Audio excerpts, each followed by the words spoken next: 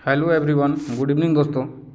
वर्षों से इंतज़ार था दोस्तों। 2016 में झारखंड में टेट आया था। एक बार फिर से 8 सालों के बाद आखिरकार झारखंड अधिविद्य परिषद रांची यानी कि जेक के द्वारा नोटिफिकेशन, ऑफिशियल नोटिफिकेशन जारी कर दिया गया है।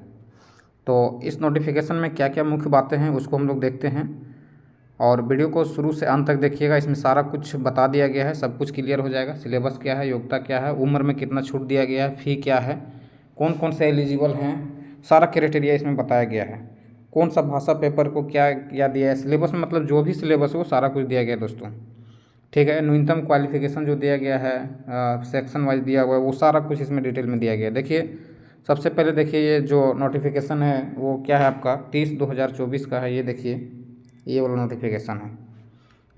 झारखंड पात्रता परीक्षा 2024 के आयोजन के संबंध में आवश्यक सूचना, ये देखिए नोटिफिकेशन। उसके बाद जो कुछ दिन पहले जो आउट हुआ था उससे रिलेटेड भी कुछ है इसमें, जो मुख्य चीज़ है वो बताया गया है। तो चलिए देखते फटाफट। और चैनल में नए हैं दोस्तों तो चैनल को सब्सक्राइब कर लीजिएगा, और वीडियो अच्छा लगता है तो वीडियो को शेयर कर दीजिएगा और लाइक कर दीजिएगा।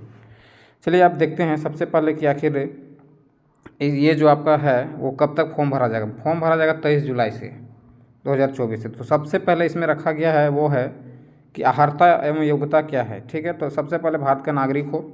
ठीक है, भारत का नागरिक हो, आपराधिक मामलों में ये सारा कुछ जो दोबारा दोषी सिद्धि नहीं हो, शैक्षणिक एवं प्रशासनिक योग्यताएँ पर शैक्षणिक उसके बाद क्या, प्राथमिक कक्षा 1 to 5 एवं उच्च प्राथमिक कक्षा 6 to 8 के शिक्षकों के लिए क्या क्या दिया हुआ। परिषद के वेबसाइट पर उपलब्ध अधिसूचना संख्या, ये देख लीजिए, इसमें सारा कुछ डिटेल दिया हुआ है। ये अधिसूचना संख्या जो है आपका 16/3/2006 दिनांक 4/10/2019 झारखंड शिक्षक पात्रता परीक्षा नियमावली 2019 253 दिनांक 18/12/2022 झारखंड शिक्षक पात्रता परीक्षा संशोधन नियमावली 2022 एवं 783 दिनांक 15/6/2024 झारखंड शिक्षक पात्रता परीक्षा द्वितीय संशोधन नियमावली 2024 निर्धारित वांछित योग्यता एवं अर्हता के अनुरूप।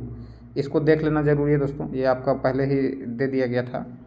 तो ये चीज़ है, ये वाला देख लीजिएगा, ये दूसरा नंबर, इसमें सारा कुछ है। तो चलिए देर नहीं करते हैं, और जो इसको देखना ज़रूरी है क्योंकि इसमें सारा डिटेल दिया हुआ है। अब देखिए, हाँ, अनुसूचित जाति जनजाति, पिछड़ा वर्ग BC1 BC2 एवं डिसेबिलिटी कोटि के अभ्यर्थियों के लिए निर्धारित शैक्षणिक पर शैक्षणिक योग्यता के न्यूनतम प्राप्तांक में 5% का छूट दिया गया है। ठीक है, SC ST OBC, आपका दिव्यांगजन, PVTG, ये सारे लोगों के लिए क्या है, शैक्षणिक योग्यता जो न्यूनतम क्राइटेरिया है उसमें से 5% का छूट दिया जाएगा। ठीक है, EW, उसके बाद क्या है, विशेष रूप से कमजोर जनजातीय समूह PVTG, कहीं ना कहीं ये 5% है, ये 5% छूट दिया जा रहा है फॉर्म भरने के लिए। उसके बाद देखिए, ये सारा नियम दिया हुआ कि आवेदन करने से पूर्व आपका देख लीजिएगा 6G2, 6G4 एवं 6G5 में विनिर्दिष्ट योग्यता के संबंध में स्वयं संतुष्ट हो लेंगे। विज्ञापन प्रकाशित होने के दिन न्यूनतम अर्हता धारित करना अनिवार्य है। क्या है वो, ये देख लीजिएगा। ठीक है, उसके बाद क्या है, सबसे ज़रूरी बात है कि इसमें जो है आपका, उसके बाद देखिए, शिक्षक पात्रता जांच का स्वरूप निम्न, पात्रता जांच परीक्षा का स्वरूप है वो निम्न, किस टाइप से वो परीक्षा ली जाएगी वो देख लीजिए। ये दो नंबर है, उसमें लिखा गया है, बताया गया है कि 1 to 5 में, मतलब जो लेवल 1 का एग्ज़ाम होगा पेपर 1 का, ठीक, और कक्षा 6 to 8 के लिए उच्च प्राथमिक विद्यालय स्तर लेवल 2 कहलाएगा। इसमें क्या दिया, प्रत्येक स्तर की परीक्षा में एक समेकित प्रश्न पत्र होगा जिसकी परीक्षा अवधि निम्नवत होगी। 1 to 5 के लिए 2 घंटा 30 मिनट, 6 to 8 के लिए 2 घंटा 30 मिनट, दोनों के लिए सेम। दृष्टि बाधित दिव्यांगों के लिए 3 घंटा 30 मिनट का अतिरिक्त समय दिया जाएगा, यानी कि 3 घंटे का। अब देखिए, इसका परिषद का आधिकारिक वेबसाइट पर उपलब्ध जांच परीक्षा के अनुसार दोनों स्तरों की परीक्षाएं आयोजित की जाएगी। ठीक है, अब देखिए इसमें क्या है, प्राथमिक स्तर के लिए पात्रता जांच परीक्षा में प्रश्न कहाँ से रहेंगे, ये देखिए सिलेबस कहाँ से क्या होगा, ये ध्यान से देखेंगे आप लोग, इसको देखिए। NCERT CBSE एवं मतलब राज्य सरकार द्वारा अनुमोदित पाठ्यक्रम के अंतर्गत कक्षा 11 एवं 12 तक के सिलेबस पर आधारित होंगे। मतलब 11-12 का सिलेबस जो होगा CBSE आपका NCERT का जो बुक है उसी पे, और झारखंड स्टेट का जो बुक चलता है उसमें। पर आधारित होंगे। इनकी कठिनाई का अधिकतम स्तर क्या होगा? +2 उच्चतर माध्यमिक या समझ। देखिए इसका जो कठिनाई का लेवल होगा, लेवल क्या होगा इसका? अप टू +2 तक का होगा। ये देखिए +2 तक का लेवल रखा गया है कि इसमें आपका प्राइमरी में 1 to 5 में, यानी कि 1 to 5 में मैक्सिमम जो रहेगा कठिनाई लेवल वो 12th लेवल का रहेगा। देखिए 6 to 8 का क्या है? 6 to 8 में आपका दिया हुआ है कि उच्च प्राथमिक विद्यालय स्तर के पात्रता जांच परीक्षा के लिए प्रश्न विश्वविद्यालय अनुदान आयोग यूजीसी से मान्यता प्राप्त स्टेट यूनिवर्सिटी के स्नातक के पाठ्यक्रम के अनुरूप होगा, मतलब ग्रेजुएशन लेवल के अनुरूप होगा। प्रश्नों की कठिनाई का स्तर स्नातक या समकक्ष होगा। इसका जो 6 to 8 का है वो लेवल क्या रहने वाला है?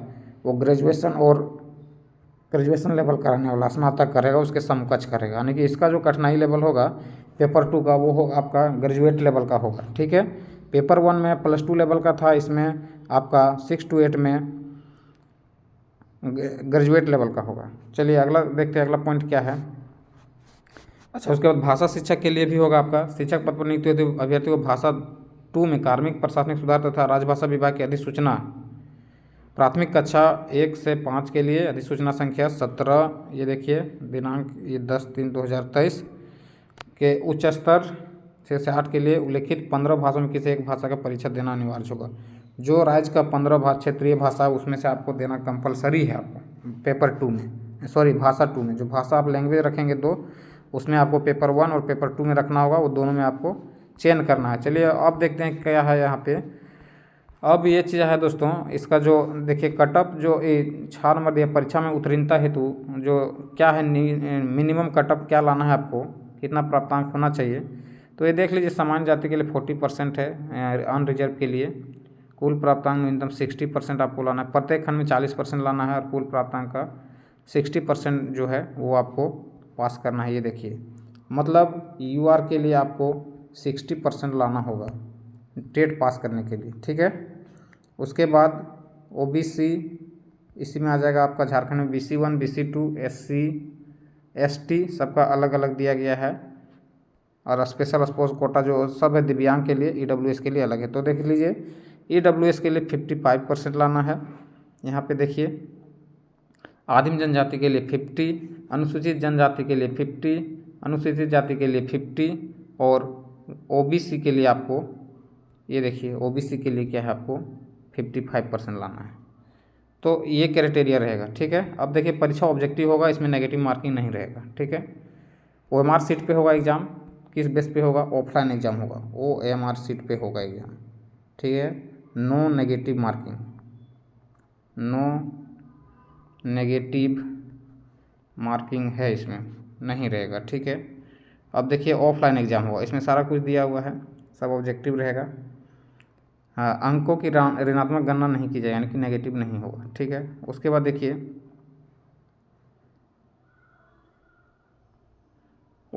इसका परीक्षा शुल्क क्या रखा गया है। 1 to 5 यदि भरते हैं तो अलग अलग कैटेगरी के लिए अलग अलग रखा गया है। लेवल 1 के लिए भरते हैं तो सामान्य जाति मतलब अनरिजर्व के लिए, जनरल के लिए 1500 रुपया रखा गया है दोनों पेपर यदि भरते हैं तो। देखिए इसमें क्या कंडीशन है, इसको बारीकी से समझिएगा। यदि आप सिर्फ जो लेवल 1 को भरेंगे 1 to 5, जो DLED किए होंगे, जो +2 किए हैं वो केवल एक ही भर पाएंगे, वो भर पाएंगे 1 to 5। और जो ग्रेजुएशन है और DLED हैं वो भर पाएंगे आपका दोनों पेपर 6 to 8 और 1 to 5। साथ ही साथ जो बीएड की हैं और जो ग्रेजुएट तो होने के बाद बीएड होता है, तो जो बीएड हैं वो क्या भर पाएंगे? वो केवल पेपर 2 भर पाएंगे, पेपर 1 नॉट एलिजिबल है।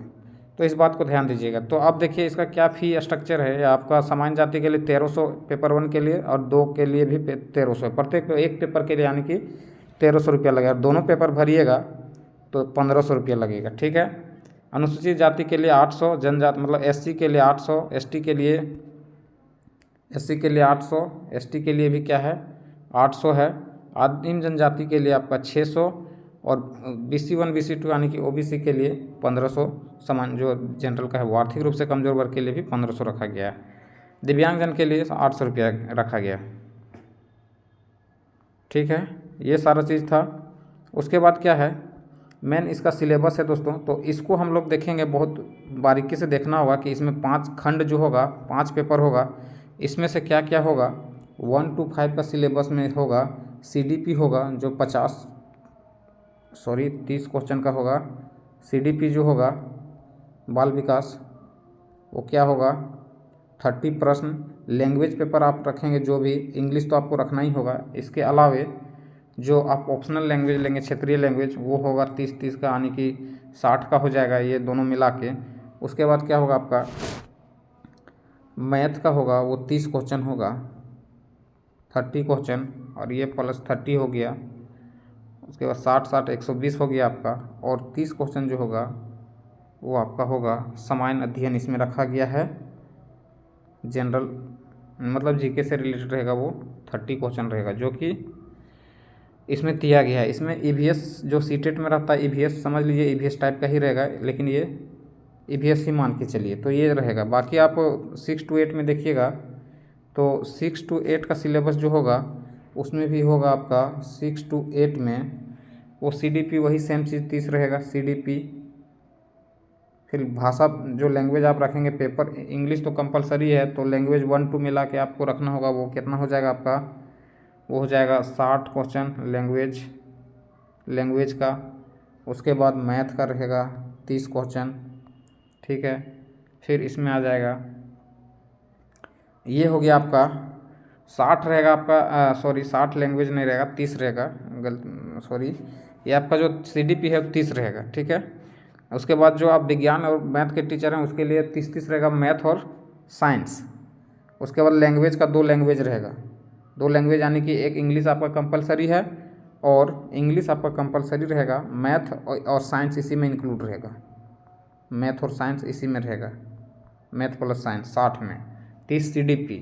और लैंग्वेज जो रहेगा आपका, लैंग्वेज 1 और लैंग्वेज 2 मिला के 60 क्वेश्चन रहेगा, यानी कि 150 क्वेश्चन रहेगा। तो ये था दोस्तों, ये देख लीजिए। इसके बाद इसका डिटेल्स ये लाएंगे दोस्तों, उसमें सारा कुछ सिलेबस बारीकी से कौन कौन सा टॉपिक पढ़ना है उसका सिलेबस अगले वीडियो में लाएंगे।